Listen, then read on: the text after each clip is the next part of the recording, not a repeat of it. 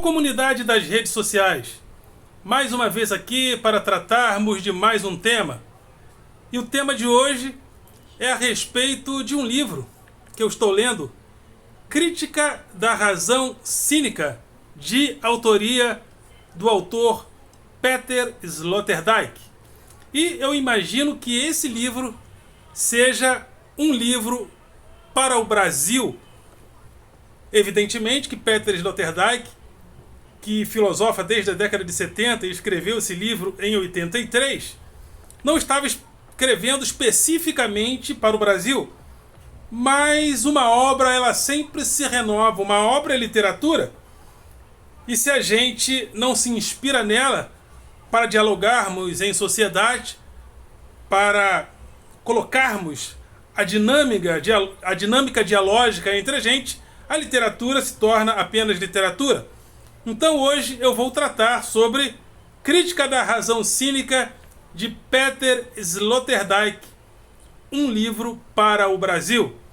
Mas antes, gostaria de convidar você mais uma vez a se inscrever no nosso canal, a dar o seu like, a fazer o seu comentário e a compartilhar nosso material com outras pessoas. Dê like, compartilhe. Quando se inscrever, acione o sininho para receber notificações de novos vídeos. Sobretudo se você entende a importância do papel do professor na vida de uma sociedade. Professores, vamos para o debate público, porque esse canal tem dois objetivos principais: chamar a classe dos professores para que nós possamos participar do debate público. Vamos para o debate público, reverberar a voz do professor, reverberar a voz do magistério, porque essa grande multidão que passa pela escola pública, se ver um professor sem voz, sem representatividade ao falar, evidentemente que essa grande multidão também se sentirá deslocada dos grandes debates que ocorrem na sociedade. Queremos estar inseridos no debate como atores dessa dinâmica toda. Não podemos ser apenas espectadores que esperam decisões de cima para baixo. Então, objetivo número 1 desse canal é que o professor entre e participe do debate público. E o objetivo número 2 desse canal é a gente combater o pensamento binário. O pensamento binário que é contrário a certos valores da civilização. Valores, inclusive, difusos, valores contraditórios, mas precisamos falar sobre esses valores, como os valores do esclarecimento que trataremos hoje nesse nosso assunto. Então, é importante a reflexão, a análise e a síntese do pensamento filosófico também, para que nós possamos combater o pensamento binário, o fla-flu, o eu e eles, que acontece na vida social, que toma conta de uma certa forma da vida política do Brasil. Ou você é Lula, ou você é Bolsonaro. Eu acredito que o Brasil é muito maior do que uma polaridade mórbida entre duas pessoas. Sou favorável, sim, à polarização, mas a polaridade mórbida em torno apenas de duas pessoas, acredito que é muito pouco. Muito embora entenda que as forças políticas do país precisam se movimentar. Elas precisam ter o mínimo de inteligência para sair desse marasmo. Mas, enquanto isso não acontece, ficamos nesse fla-flu mórbido, antidiversidade. Então, que haja a polaridade, mas que haja muito mais uma polarização mais diversificada. Então, tem também meu grupo de Facebook, Filosofia com Eldon Rosa Masson, e o meu blog através do endereço rosamasson.blogspot.com. Rosa Masson sempre com 2 S e tudo junto. Então vamos à Crítica da Razão Cínica, um livro para o Brasil. Crítica da Razão Cínica foi um livro escrito em um diálogo com uma obra do século, que foi escrita no início do século, na segunda metade do século XIX, Crítica da Razão Pura. Crítica da Razão Pura foi escrita por Immanuel Kant, onde Immanuel Kant coloca a importância de compreendermos as categorias da razão, porque para Kant todo conhecimento que nós construímos é baseado em intuições, duas intuições básicas, que é a intuição de tempo e espaço, que na realidade tempo e espaço, segundo Kant, não existiriam fora do sujeito do conhecimento, mas o sujeito do conhecimento tem nele a priori duas categorias básicas, de tempo e espaço. E a partir dessas duas categorias básicas de tempo e espaço, o sujeito constrói conhecimento. E o que seria o conhecimento para Immanuel Kant? Construção do sujeito do conhecimento, que tem categorias a priori da razão introjetadas nele. Porém, essa crítica, essa razão pura, ela sofre uma crítica inteligente, importante, de Peter Sloterdijk, a partir de 1983, nessa grande obra muito vendida, que foi Crítica da Razão Cínica. E Crítica da Razão Cínica é, de uma certa forma, uma colocação inteligente que ele faz em relação às contradições do próprio esclarecimento que teria de ser trazido pela razão pura. Então, as contradições no interior do próprio esclarecimento gera um cinismo, um certo cinismo difuso em sociedade. Por exemplo, eu falei sobre num vídeo que eu gravei há 2 ou 3 semanas, Pazuello e o cinismo difuso. Ou seja, Pazuello participou de um ato político que é proibido para generais, inclusive os estatutos do Exército, das Forças Armadas colocam isso, mas ele participou, e quando foi perguntado sobre isso, ele falou: não, o ato não foi político, porque o presidente não tem partido. E não tinha, então, se o presidente não tinha partido, o ato não foi político. Ou seja, o presidente fez um discurso, fez um comício, juntou eleitores, não usou máscara, as pessoas não usavam máscara, e o ato, ele fala que não foi político. E o Exército se posicionou como se tivesse aceitado essas desculpas. O que é isso? Isso é um cinismo. Mas existe um cinismo que não é só o cinismo que teria sido praticado por Pazuello. Existe na sociedade um certo cinismo difuso na vida social. Nós vivemos, de uma certa forma, em torno de certos valores que são cínicos.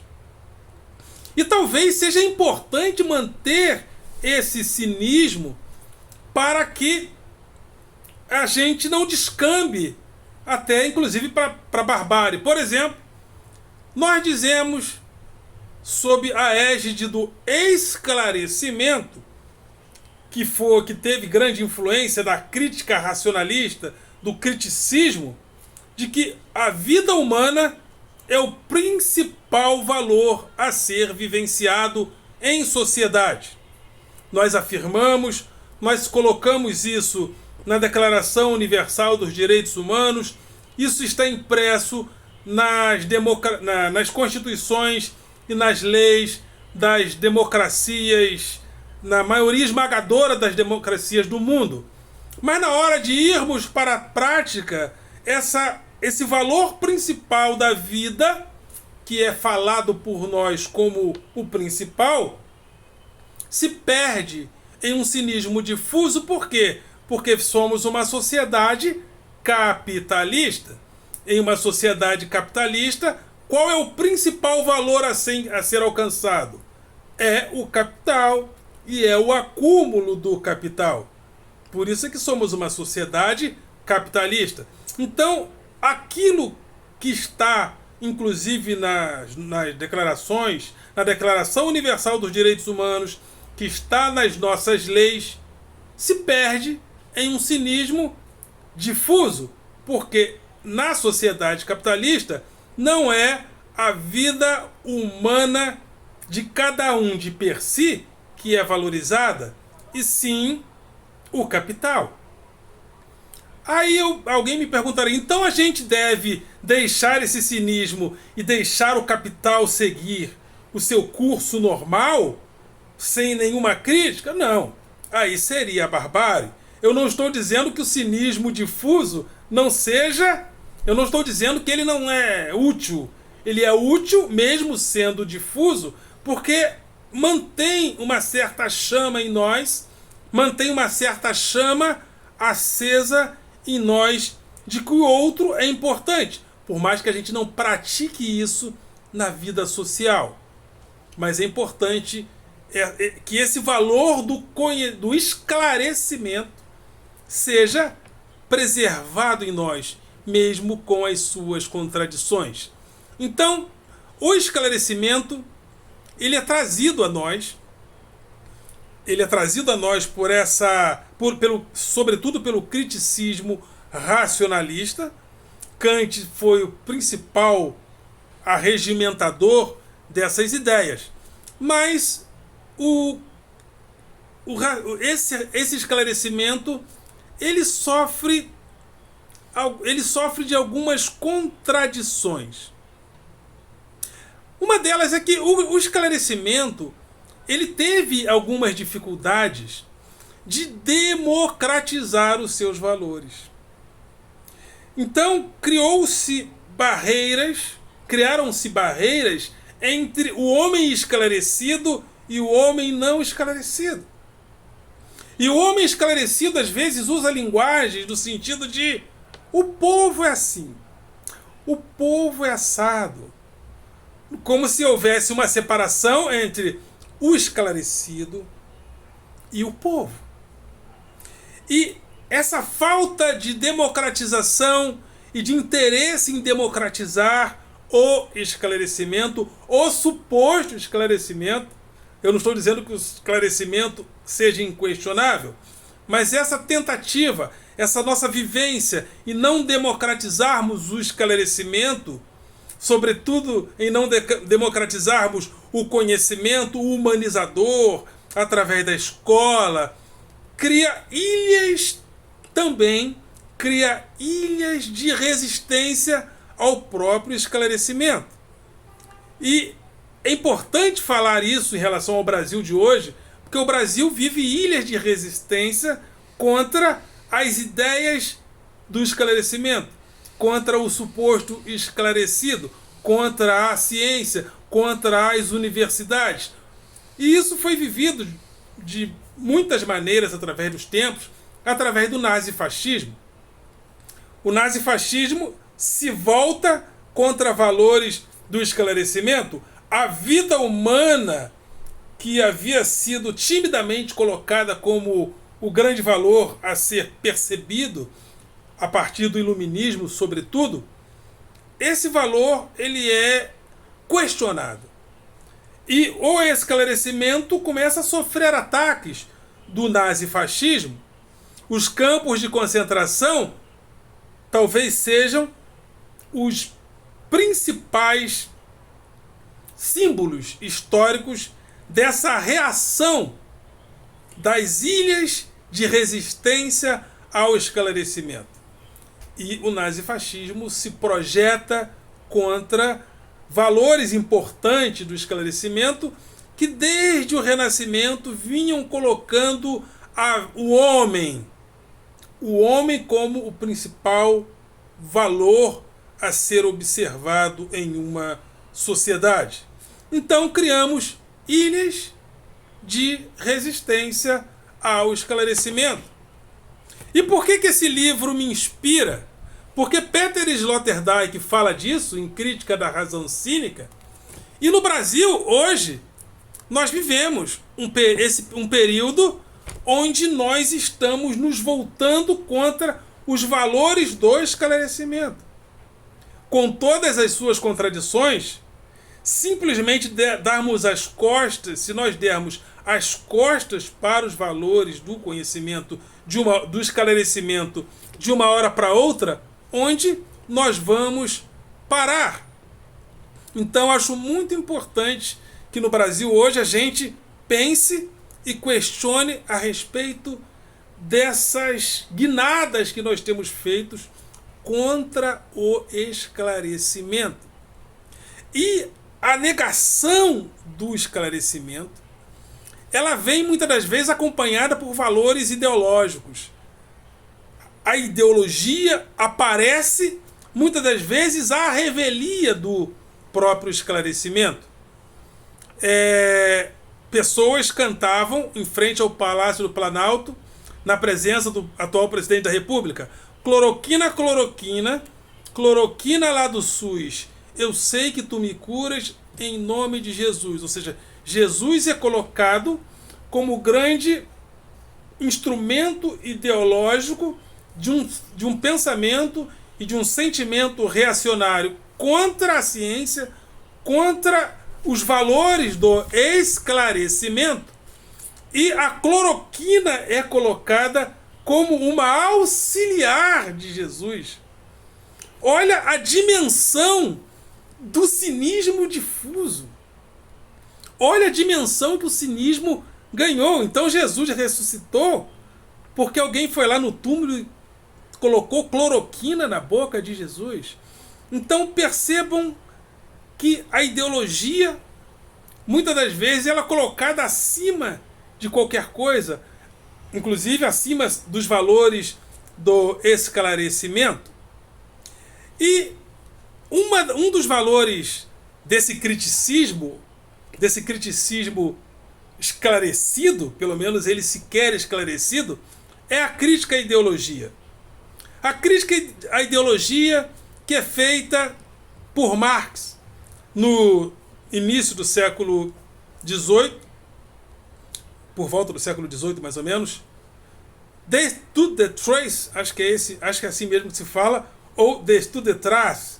Eu nunca me ocupei ainda em saber como se... Mas vamos falar aqui a moda inglesa, né? The Estude de Trace. The Estude de Trace, ele cria a ideia da ideologia, né? A ideologia, a formação de pensamento de determinados grupos sociais. Essa ideologia, ela não é questionada frontalmente pela filosofia, principalmente até Hegel. Hegel, inclusive, compreende que a razão, que o absoluto do conceito evolui com o tempo, e ele faz certos elogios à própria ideologia como tese, antítese e síntese. Mas Marx faz uma crítica radical à ideologia, dizendo que a ideologia são, na realidade, ideias falsas, criadas para nos deixar adormecidos.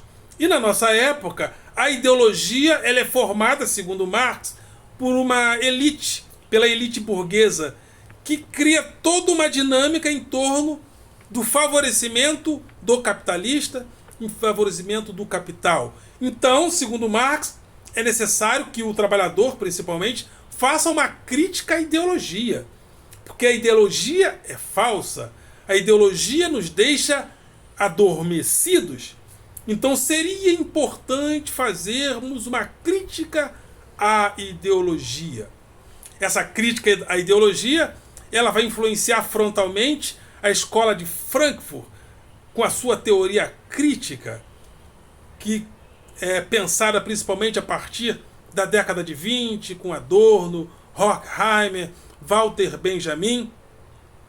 E a ideologia, ela se desenvolve e se fundamenta em um mundo que começa a ser racionalizado. Ou seja, já não é, segundo a teoria crítica, a razão. É a razão formal que organiza a nossa maneira de viver em sociedade. E sim a racionalidade em prol também da produção. Então, essa racionalidade, essa racionalização em prol da produção, cria formas ideológicas de pensarmos a vida. E a escola de Frankfurt, evidentemente, faz uma crítica a ideologia, a ideologia da racionalização em prol da produção, e se utiliza também dos valores do esclarecimento para fazer essa crítica. Mas quando Peter Sloterdijk escreve Crítica da Razão Cínica, ele começa não só a questionar o cinismo tradicional, ele começa a questionar o cinismo difuso, porque o que é o cinismo difuso em relação ao cinismo tradicional? O cinismo tradicional, ele foi vivenciado principalmente pelo principal cínico da antiguidade, que foi Diógenes, e Diógenes vivia dentro de um barril. E aquela atitude de Diógenes, cínica, era uma atitude de questionamento à formalidade social, formalidade política, formalidade da cidade. Então ele se isolava e gerava, segundo Sloterdijk, uma maneira de ser de um primeiro momento de uma inteligência popular, uma inteligência, eu diria que subalterna, que emergiria, que estaria emergindo. E então, num primeiro momento, o cinismo era uma atitude radical em relação àquela forma social e política vivida na cidade, sobretudo na cidade de Atenas. Mas o cinismo difuso, ele é um cinismo que ele se infunde na sociedade de maneira difusa, e nós não conseguimos mais viver às expensas dessa maneira cínica de nos comportarmos. Ou seja, a vida humana é o principal valor, mas na prática agimos como se ela não fosse tão mais importante assim que o capital. Então, o cinismo se torna difuso em termos da nossa vida social. E Peter Sloterdijk então faz uma crítica, não só a crítica ao cinismo, como ele faz uma crítica ao esclarecimento racionalista, que foi se transformando até que Marx, e sobretudo a escola de Frankfurt, transforma o a priori da razão pura no a priori da dor. É muito comum a gente falar hoje, por exemplo, que nós precisamos ter empatia. Então, a filosofia, o suporte de esclarecimento e a própria teoria crítica se volta para pensar a realidade, para pensar racionalmente, ou supostamente racionalmente, a partir da dor. Mas a dor, ela nos dá todas as credenciais para pensarmos racionalmente, ou uma vez que nós somos afetados pela dor, nós pensamos muito mais emocionalmente. Então, Peter Sloterdijk nos coloca em um lugar de pergunta pelos caminhos do esclarecimento, pelos caminhos do criticismo. E no Brasil vivemos, especialmente aqui, uma maneira hoje bastante cínica e bastante difusa. Não que o cinismo nunca tenha importância, como eu falei, se é através do cinismo que nós podemos preservar a vida para que ela não seja totalmente atropelada pela barbárie, tudo bem. Mas no Brasil estamos vivendo um momento especial onde nós estamos nos voltando contra o esclarecimento e os valores do esclarecimento. Nos voltando contra as universidades, nos voltando contra a ciência, nos voltando contra o homem supostamente esclarecido.